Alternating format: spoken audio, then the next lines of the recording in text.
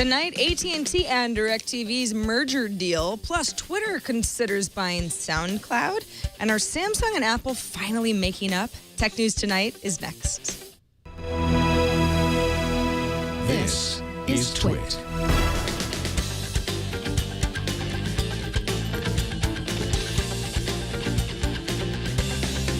This is Tech News Tonight, episode 90 for Monday, May 19th, 2014.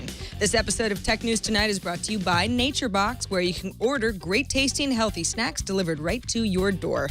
Forget the vending machine and get in shape with healthy, delicious treats like apple pie oat clusters. To get 50% off your first box, go to naturebox.com/twit. That's naturebox.com/twit.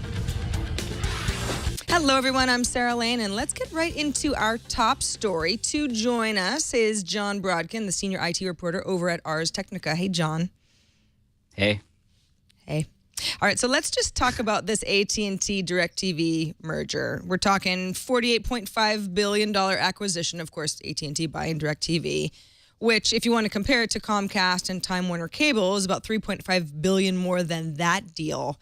So what is unique about this deal itself? On the surface, looks like a telecom buying a satellite TV provider. Is there more to it?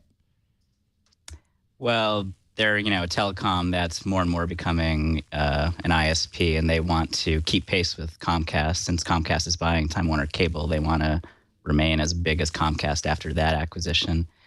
They also said that they're going to use DirecTV to create some sort of internet TV service within 12 to 18 months after the acquisition. That would probably help them deliver video to mobile devices like phones and tablets. And they're apparently also really interested in the NFL. DirecTV has an exclusive contract with the NFL for Sunday Ticket, all the games on Sunday.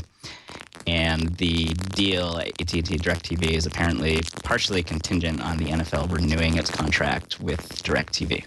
So you mentioned the NFL. That's obviously extremely popular. And if DirecTV has an exclusive with the NFL, that would be important. Is it worth $48.5 billion, though?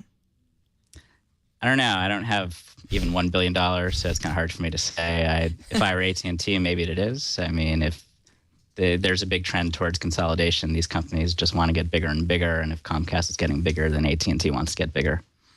Do you think AT&T is going to have an issue with this deal going through? Do you think regulators, if you again compare it to Comcast, it does seem like they're keeping up with each other.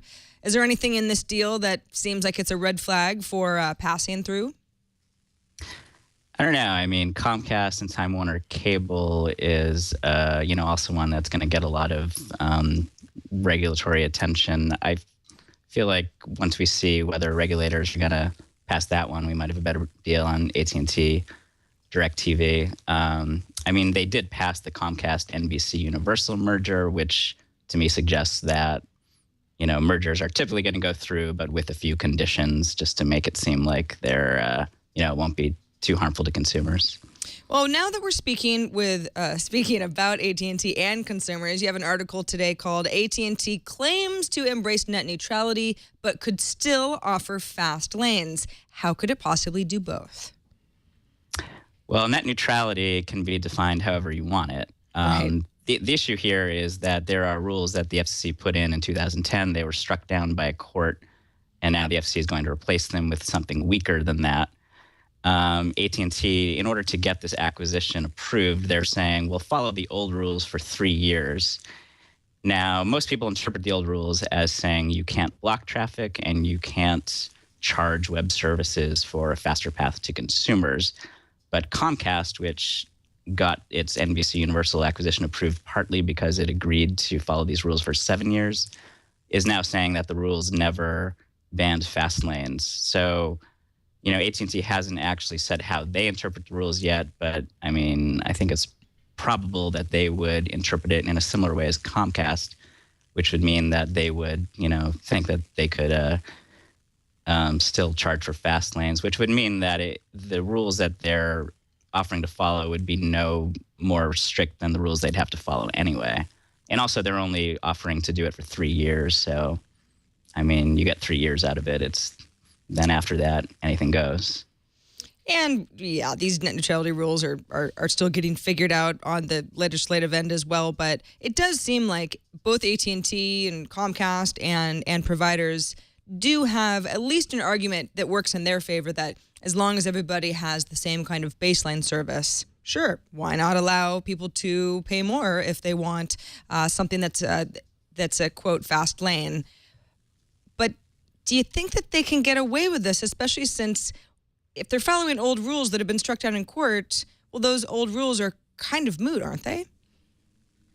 Yeah, I mean, the important thing is what the FCC does next. And it sounds like the FCC has basically accepted the argument you just made, that as long as everyone gets a baseline level of service, it would be okay for AT&T or Comcast to, charge Netflix or YouTube or someone for a faster path to consumers. There are, the true network neutrality advocates, and the people who hate Comcast, they'll say that any sort of prioritization is wrong because it puts everyone else at a disadvantage, and it gives incentives to the ISPs to not upgrade the infrastructure on all the other links.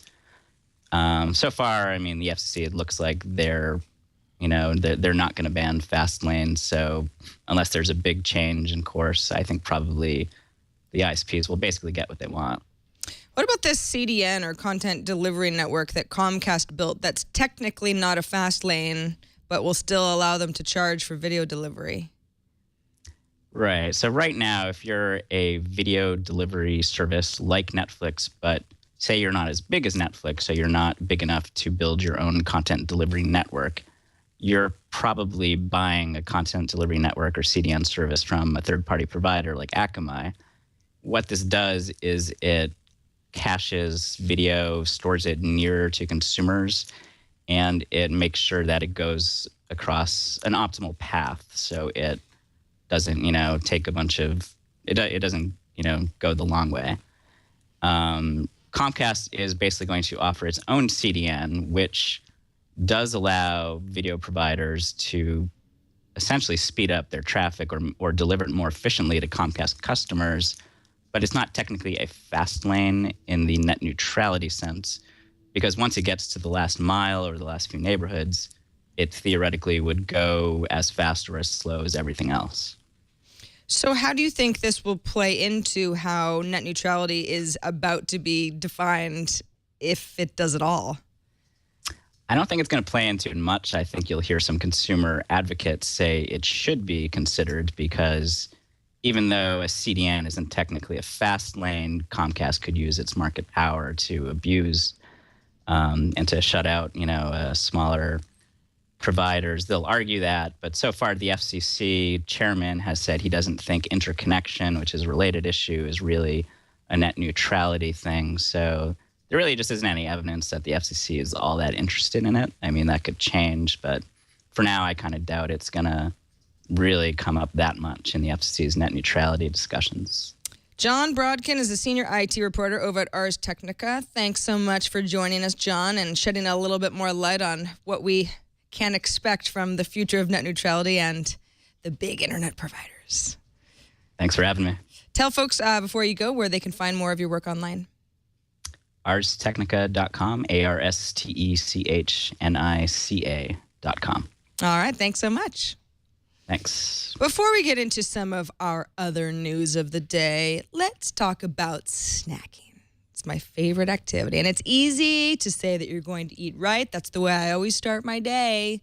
But when you're starving and it's 3 p.m. and then they just filled the candy jar and then you're kind of cranky and you got more work to do, you know how it goes. You just go to you eat junk, but don't give in. Keep your eye on both looking good and feeling great with the right kind of snacks at naturebox.com/twit. Once you go there, click on the continue button to choose between 3 subscription options, and then you just place your order. Now, as a member, you can select the kind of snacks you want in your monthly box that gets delivered to you. Vegan, gluten conscious, lactose free. You've got lots of choices. Non-GMO, of course. And then you can also select by taste. I happen to be more of a sweet person, but you might be savory, or you might like some of the spicy offerings as well. NatureBox sends these snacks right to your door, free shipping anywhere in the U.S., and the snacks are really great. Now, I happen to be a big fan of the mango almond bites. Again, I like it's a little sweet tooth, but it's good sweet. You look at the ingredients, this is not junk at all. This is actually really good for you. Vitamins and minerals, all zero trans fats, zero high fructose corn syrup, nothing artificial ever. NatureBox is the snack happy gift, and it keeps on giving. You can order a 3-month, 6-month, 12-month subscription for yourself, that special someone, family, or friend. Time to snack smarter, everybody. Forget the vending machine. Get in shape with healthy, delicious treats. So remember, get 50% off your first box by going to naturebox.com/twit. Stay full. Stay strong. Go to naturebox.com/twit. And we thank NatureBox for their support of Tech News Tonight. All right, straight into the rest of the tech feed. Recode reports sources that say Twitter is considering a deal to buy Berlin-based music and audio sharing startup SoundCloud, which has described itself as the YouTube for audio and announced it had 250 million users back in October of 2013, which is around the same as Twitter's numbers, actually. Now, you might remember last year, Twitter launched its own standalone Twitter music app, but eventually pulled it due to lack of interest. SoundCloud doesn't have any deals with big music labels, not yet at least, although some copyrighted songs are on the service without the owner's permission. It's not exactly, it's a little messy. It's like the early days of YouTube. And others are uploaded by artists and labels that value the distribution SoundCloud provides. Now, earlier this year, a survey from music tech hacker Peter Watts found that Twitter users share SoundCloud links more than any other music service, including Spotify. So maybe this isn't such a weird acquisition after all. Google announced today that it's acquiring the app Divide, which was formerly known as Enterproid, and it creates a secure work environment on Android phones and iPhones. Divide works to separate your work apps from your personal apps if you're using the same device for personal use and work use, and it gives IT administrators control over just the work side. The Divide team will be joining Google's Android team, and it still remains to be seen whether Divide's iOS app will continue under Google. Sources point to no in my 8-ball. The Justice Department has accused 5 members of the Chinese military of conducting economic cyber espionage against American companies, which range from nuclear to steel to solar energy sectors, officials tell the Washington Post. Attorney General Eric H. Holder Jr. said in a news conference, quote, "The range of trade secrets and other sensitive business information stolen in this case is significant and demands an aggressive response. Success in the international marketplace should be based solely on a company's ability to innovate and compete, not on a sponsor government's ability to spy and steal business secrets." In response, China's foreign ministry countered that the U.S. government fabricated facts in the indictment and is urging it to, quote, "correct the error immediately and withdraw its so-called prosecution." The National Security Agency, or NSA, is intercepting and archiving the audio of almost every cell phone conversation on the island nation of the Bahamas, according to documents provided by NSA whistleblower Edward Snowden. The project is codenamed Somalget and apparently was implemented without the knowledge of the Bahamian government. Somalget is part of a broader NSA program called Mystic. We've talked about that in the past, which is what The Intercept calls being used to secretly monitor the telecommunications systems of the Bahamas and several other countries, which include Mexico, the Philippines, and Kenya, and gather information on a combined population of over 250 million people. Mystic scrapes mobile networks for so-called metadata. That's information that reveals things like time, source, destination of calls. But Somalget is a tool that enables the NSA to pull and store the actual content of every conversation in an entire country. Awesome. In a joint statement this past Friday, Apple and Google's Motorola Mobility said they've agreed to settle all patent litigation between the two companies. This is reported by Reuters. This comes after Apple was awarded a $119.6 million in its patent lawsuit with Samsung, though the company had to pay Samsung $158,400 for patent infringement. Now, the Korea Times reports that Samsung and Apple have also agreed to begin talks to settle patent disputes out of court. This is according to people familiar with the matter, and it comes just days after the whole Apple-Google agreeal to dismiss their patent disputes, which would be a complete closure of the litigation that started way back in 2010. Florian Muller, a German-based intellectual property expert, said in an emailed interview, quote, "Things should come to an end during the summer. Apple doesn't have an end game strategy. Its agreement with Google shows that its management is looking for a face-saving exit strategy from Steve Jobs' thermonuclear ambitions that were based on a totally unrealistic assessment of the strength of Apple's patent portfolio." All right, finally, did you see Michael Jackson's cool performance at the Billboard Music Awards last night? Yeah, it was great. It was actually almost 5 years after he died, too. Jackson appeared via hologram and performed, I'm using quotes around that, the song Slave to the Rhythm, which comes from Jackson's posthumous Escape album, which is being released this month.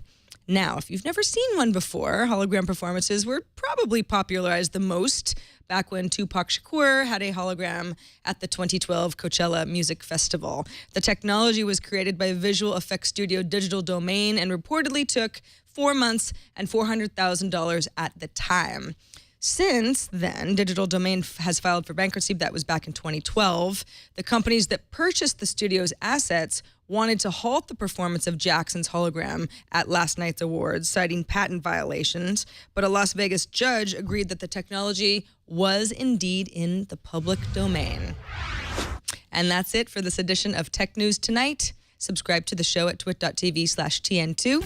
Write us at TN2@twit.tv. And don't miss Tech News Today tomorrow and every weekday at 10 a.m. Pacific, 1 p.m. Eastern. I'm Sarah Lane. Happy Monday, and thanks for watching. Bandwidth for Tech News Tonight is brought to you by CashFly.com.